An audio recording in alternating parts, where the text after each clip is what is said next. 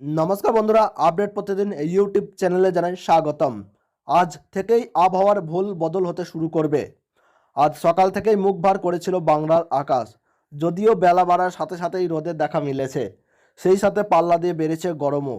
তবে হাওয়া অফিসের পূর্বাভাস, সূর্য ঢলে যাওয়ার সাথে সাথে দক্ষিণবঙ্গের ৬ জেলায় বজ্রসহ বৃষ্টি এবং দমকা ঝোড়ো হাওয়ার তাণ্ডব চলবে।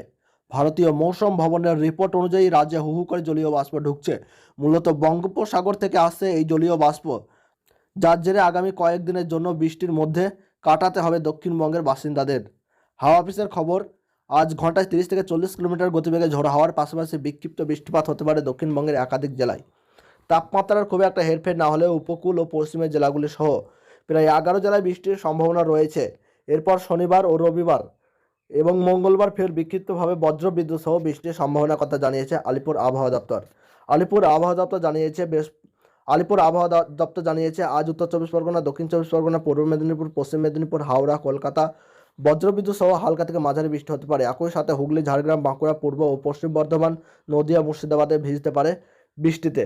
যদিও বৃষ্টির জোর খুব বেশি থাকবে না বলেই খবর। তবে আগামীকাল অর্থাৎ শনিবার বৃষ্টিতে ভিজতে পারে দক্ষিণ চব্বিশ পরগনা, পূর্ব মেদিনীপুর, ঝাড়গ্রাম ও পশ্চিম মেদিনীপুর।